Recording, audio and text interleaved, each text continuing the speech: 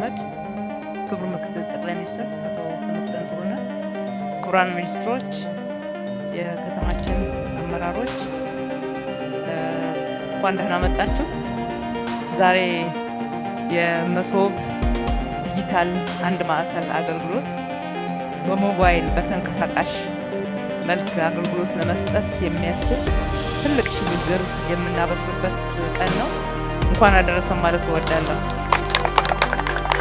ሁላችንም እንደምናውቀው የኢትዮጵያ አገልግሎት አሰጣጥ በብዙ መንገድ በርካታ ችግሮች ያሉበት የጥራት ችግር፣ የቅልጥፍና ችግር እንዲሁም አገልግሎት በሚሰጥበት ሰዓት በርካታ ሰዎችን የሚያንገላታ ጊዜን የሚያቃጥል ብዙ ፕሮዳክቲቪቲን የሚጎዳ እንደሆነና ከዛም አልፎ ደግሞ በእጅ መንሻ በጉቦ በተለያየ መንገድ ሰዎች የሚንገላቱበት እንደው የኢትዮጵያ ቢሮክራሲ ይሻሻላል ወይ የሚል ተስፋ መቁረጥ የሚመስል በርካታ ችግሮች የነበሩበት እንደሆነ እናውቃለን። ይሄ ደግሞ ረጅም ዓመት የቆየ የተተበተበ ቢሮክራሲ ውስጥ የመጣ ልምምዱም ረጅም ርቀት የተጓዘ እዳ ነውና ከዛ ውስጥ ለመውጣት ብዙ ጥረቶች ስናደርግ ቆይተናል። በ2017 ዓመቱ መጨረሻ አካባቢ በክቡር ጠቅላይ ሚኒስትራችን የተበሰረው የመሶብ ዲጂታል አንድ ማዕከል አገልግሎት እንደ ሀገር ከዛ ሁሉም ክልል ከተማ አስተዳደሮችን በተመሳሳይ ሁኔታ ፈጥነው እንዲሰሩ በተሰጠን አቅጣጫ መሰረት አዲስ አበባ ላይ ጀምረን ስንሰራን የቆየ ነው። በአንደኛ ዙር በማዕከል ጳጉሜ 5 ነው የጀመርነው። አጠቃላይ የአዲስ አበባን ዲጂታል አገልግሎቶች ማለት ነው በክቡር ጠቅላይ ሚኒስትራችን ተመርቆ ተጀምሯል። ወደ ተግባር የገቡ 6 ማዕከላት አሉ። እዛ ውስጥ የከተማ አስተዳደሩ 17 ተቋማት ገብተዋል። እነኛ 17 ተቋማት በብዛት ሰው የሚመላለስባቸው ሰዎች የሚደርስባቸውና በርካታ አገልግሎቶችን የሚሰጡ ተመርጠው ነው። 2 ባንኮች ገብተዋል። 6 የፌዴራል ተቋማት ከኛ ጋራ የስራ አላይመንት ያላቸው ገብተዋል። በሶስተኛው ዙር ደግሞ አሁን 5 ክፍለ ከተሞችን ልናስገባ እቅድ ይዘናል። በዚህ ወር መጨረሻ ወይም ደግሞ ግንቦት አጋማሽ ድረስ ልናስገባ የምንችል ነው።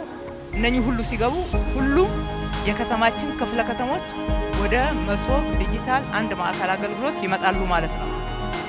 እነኚህ አዲስ የተከፈቱ ማዕከላት ጨምሮ ወደ 150 ሺህ የሚሆኑ ተገልጋዮች ተገልግለዋል። እነኚህ ተገልጋዮች ከ98 እስከ 99% እርካታቸውን ገልጸዋል። ራሱ በሲስተሙ ላይ ነው የሚኖሩት። አገልግሎቶች ሲወጡ ሲስተሙ ጠይቃቸዋል። እዛ ሲስተም ላይ ነው የሚኖሩት። 1.1% አካባቢ የምትሆነው ሳቲስፋክሽን ወይም ደግሞ እርካታ ማጣት የሚመነጨው አንድም ከኔትወርክ፣ ሁለተኛ ደግሞ አንዳንድ ቦታ ላይ የኃይል መቆራረጥ ያጋጥማል፣ ሶስተኛ ደግሞ ተገልጋዩ ራሱ ክራይቴሪያዎችን ወይም ደግሞ መስፈርቶችን አሟልቶ ከመምጣት ጋራ ያሉ ክፍተቶች እንደሆኑ አይተናል ማለት ነው። ወደ 150 አገልግሎቶች ናቸው አሁን እየሰጠን ያለ ነው። ወደ ዲጂታል መሶብ አንድ ማዕከል አገልግሎት የገቡት ዛሬ የምናስመርቀው የተንቀሳቃሽ አገልግሎት መስጫ ነው። ለሀገራችን ትልቅ መስራት ነው። አዲስ አይነት አገልግሎት አሰጣጥ ነው። በጣም ዩኒክ የሚያደርገው አምና ከጀመርናቸው ወይም ደግሞ ክረምት ላይ ከጀመርነው የመሶብ አንድ ማዕከል ዲጂታል አገልግሎት የሚለየው ዩኒፋይድ ነው። ዩኒፋይድ ወደ ማድረግ መጥተናል ማለት ነው። ዩኒፋይድ ማለት ነው በአንድ ሰርቨር ሁሉንም አይነት አገልግሎት ከየትኛውም የአዲስ አበባ አካባቢ ሰው ቢመጣ አገልግሎት ማግኘት ይችላል። ከቦሌ ጉለሌ ላይ ለስራ ሄዶ እዛው ጎራ ቢል የሚፈልገውን አገልግሎት መውሰድ ይችላል። ከለሚኩራ ድንገት አራዳ ላይ መጥቶ አገልግሎት ይፈልግ መውሰድ ይችላል። የዚህ ክፍለ ከተማ ነው የሚል አይደለም። መጀመሪያ የጀመርነው በቅርንጫፍ አደረጃጀት ነበር። አሁን ግን ዩኒፋይድ አድርገነዋል። ዛሬ የምንመርቀውም የመሶብ ዲጂታል አንድ ማዕከል አገልግሎት ተንቀሳቃሽ አገልግሎት ዩኒፋይድ አማራጭ ነው። የትኛውም ክፍለ ከተማ ላይ ሲሄድ አገልግሎትን መስጠት ይችላል ማለት ነው። በአንድ ጊዜ 12 ተገልጋዮች 7 አገልጋዮች መስጠት ይችላሉ። አገልግሎት የምንሰጥባቸው ወደዚህ የገቡት አንደኛ የገቢ ነው። ገቢ፣ ንግድ ፍቃድ፣ ጤና፣ የሲቪል ምዝገባ፣ ፋይዳ፣ ቅድመ ክፍያዎች መንገድ ፈንድ፣ ፖስታ፣ መንጃ ፍቃድ የመሳሰሉት ናቸው። እነኚህ አገልግሎቶች በብዛት ሰው ሁሉ ጊዜ አገልግሎት የሚፈልግባቸው በርካታ ተገልጋይም ያለባቸው ኤኒ ታይም በየትኛውም ስፍራ አገልግሎት ማግኘት እንዲችሉ ቅድሚያ ሰጥተናል ማለት ነው። ሌላውን ገብተን እንመለከታለን። በጣም አመሰግናለሁ።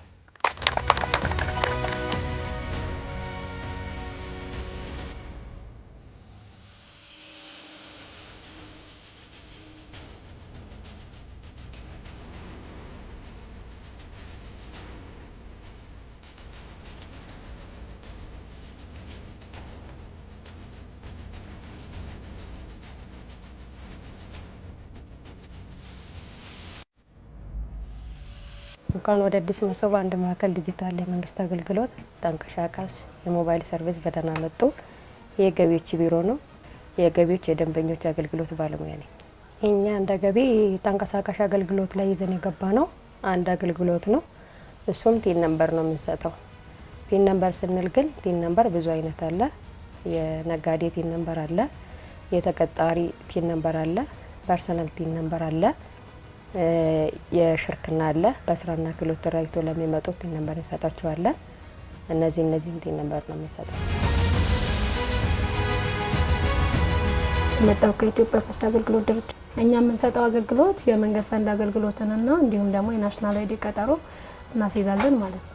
አንድ ሰው ቦሎ ለማደስ ሲመጣ ልክ የምርመራን እንዲሁም ደግሞ የሶስተኛ ወገንን ይዞ እንደሚመጣ ሁላ መንገድ ፈንድንም ያስፈልገዋል። በዛ ምክንያት የመንገድ ፈንድ አገልግሎትን የሚሰጠው ደግሞ የኢትዮጵያ ፖስታ አገልግሎት ድርጅት ነው። የሱን አገልግሎት ሰርቪስ እንሰጣለን።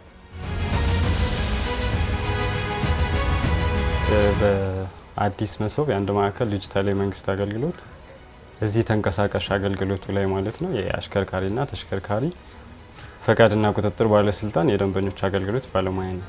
በዋናነት ወደዚህ ተንቀሳቃሽ አገልግሎት ይዘናቸው የመጣ ነው አገልግሎቶች በቁጥር 4 ናቸው። የመጀመሪያው የመንጃ ፈቃድ እድሳት አገልግሎት ነው። መንጃ ፈቃድ እድሳት ለማድረግ አንድ ሰው ጊዜ ያለፈበትን መንጃ ፈቃድ ብቻ ነው ይዞ የሚመጣው። ምክንያቱም የጤና ምርመራ ነበር የሚያስፈልገው። እሱም እዚሁ ስላለኛ ጋር መንጃ ፈቃዱን ብቻ ይዞ መጥቶ አድሶ ይዞ መሄድ ይችላል ማለት ነው። አድሶ ሁለተኛው አገልግሎታችን የመኪና ነው። ቦሎ ማለት ነው። የተሽከርካሪ አመታዊ የብቃት ማረጋገጫ የሚባለው ቦሎ ነው የምንሰጠው። ሶስተኛው ይሄ ቦሎ በተለያየ ምክንያት ቢበላሽ የተወሰደ ቦሎ ለሱ ግልባጭ እንሰጣለን። የተበላሸ ቦሎ ግልባጭ የሚባለው ማለት ነው። አራተኛውና የመጨረሻው አገልግሎታችን በጠፋ ቦሎ ምትክ ተለጣፊ ቦሎ መስጠት ነው።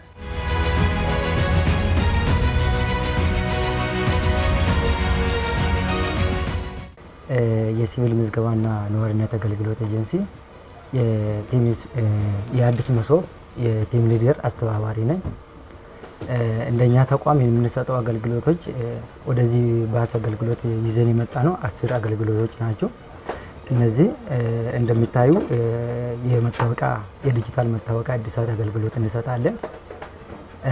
በዛው የልደት ካርድ አገልግሎት እንሰጣለን።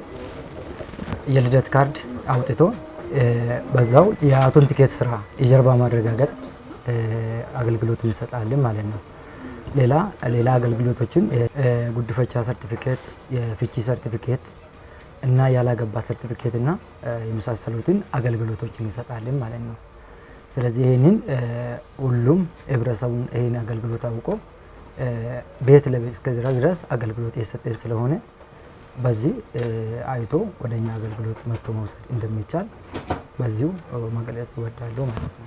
10 ያልኳችሁ የልደት እርማት አገልግሎት፣ ግልባጭ አገልግሎት እንዲሁም ያላገባ እርማት ግልባጭ አገልግሎት እንሰጣለን። በዛው የመታወቂያ አዲስ መታወቂያ እድሳት የዲጂታል መታወቂያ አገልግሎቶችን ምትክም እንሰጣለን።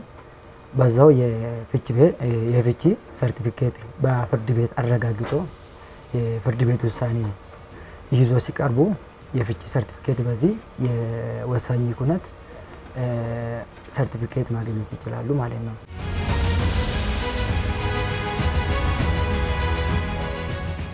የሚሰራው በአዲስ መሶብ የጤና ባለሙያነት ፖዚሽን ላይ ነው። የምንሰራው አገልግሎት የጤና ቢሮ አገልግሎት ነው። ከጤና ቢሮ አገልግሎቶች ሁለት አገልግሎቶች ናቸው እኛ ጋር ገብቶ ያሉት። አንደኛው መንጃ ፈቃድ ለሚያሳድሱት የሕክምና ሰርቲፊኬት የጤና ምርመራ ማለት ነው እኛው ጋር ይሰራል። በዛም በሄድ ኦፊስም ሆነ እዚሁ በተንቀሳቃሽ መስሉ እየሰጠን እንገኛለን ማለት ነው። ሌላኛው ደግሞ የምግብና መድኃኒት ቁጥጥር ባለስልጣን ለጤና ባለሙያዎች የላይሴንሲንግ አገልግሎት አዲሳት እና አፕግሬድ ትራንስፈር ከክፍለ ሀገር ወደዚህ የሚመጡና እዚህ ማውጣት ለሚፈልጉት እየሰጠን እንገኛለን ማለት ነው። አሁን ለጊዜው እዚህ ቻርቱን ተዘጋጅቶ የሚያስፈልጉ የጤና ምርመራዎችን እዚህ እናደርጋለን። ለአዲሳት አሁን ብዙዎች እንዲያውቁ የምፈልገው እዚህ በመሶብ ላይ የሚሰራው የመንጃ ፈቃድ አገልግሎት እድሳት ነው እና የሕክምና ምርመራው የሚደረገው ለሚያሳድሱት ነው፣ ለአዲሶቹ አይደለም ማለት ነው። ለጊዜው ለአዲሶቹ አልገባም።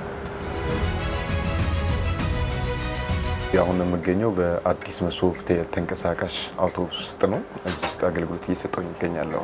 ያው እንግዲህ በዚህ አገልግሎት ውስጥ የብሔራዊ መታወቂያ አገልግሎቱን ነው ይዘን የገባ ነው።